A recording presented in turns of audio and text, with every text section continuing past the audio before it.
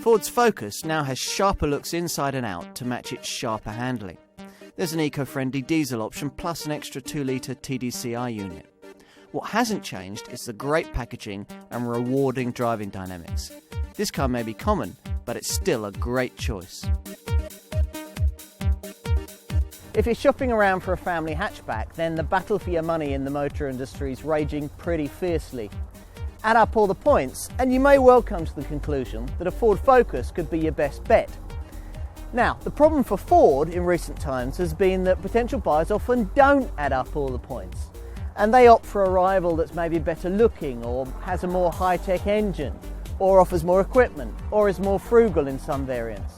All of which, when added to the fact that the Mark II Focus has become a rather over-familiar face since its launch here in 2005, has been costing Ford more sales than it would like. Now, their response is a better looking, better equipped, higher tech and more frugal Focus, yet one that keeps all the good things of the original. Make no mistake, if you're shopping in this sector, this is a car that you have to try. If driving dynamics are all you care about, then this is still the very first place you should start your search for a family hatchback. The everyday mundanity of a Focus often obscures quite what a great car it is. That and the fact that we take this kind of competence for granted. Look underneath a Focus and you'll find a suspension system, for example, that's more advanced than that of a Porsche 911. The car's sublime handling competency means that you can get the most from any of the given engines on offer. So drive a Focus before opting for an apparently faster rival. More power doesn't automatically mean more real-world speed. Yeah, there are rivals that are softer riding, certainly, but you would probably not want to be in one of them on a twisting B-road if you're pressing on.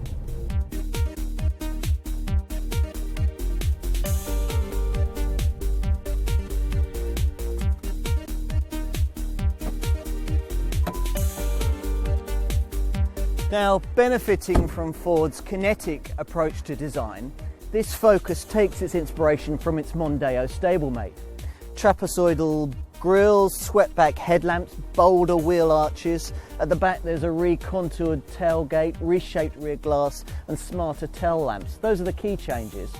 Inside, the smarter models, like the one I've got here, feature chrome detailing and a smart tailgate spoiler.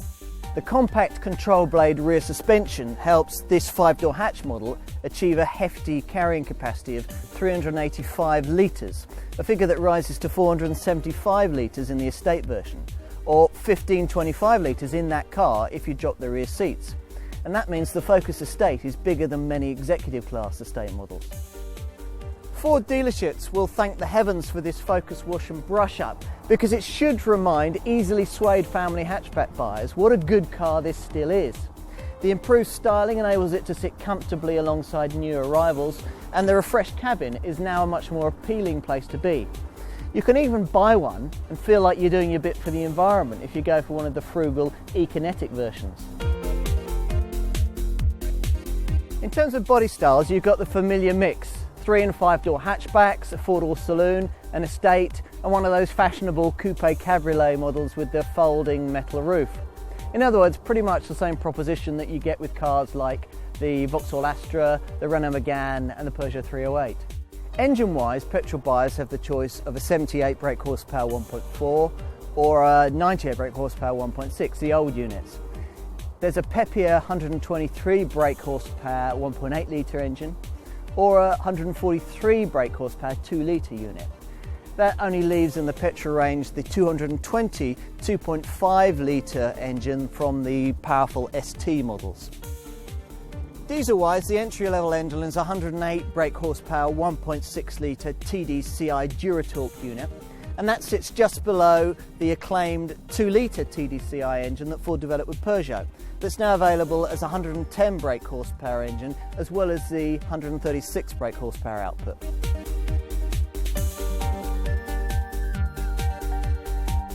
Ford have put a lot of thought into reducing running costs on this latest Focus, focusing particularly on the entry-level diesel, the 108 brake horsepower 1.6 litre TDCI Duratorque unit. Economy-minded buyers can order this in frugal diesel particulate filter equipped e-kinetic form. and this features a range of aerodynamic efficiencies much as you'd find on Volkswagen's range of Blue Motion models.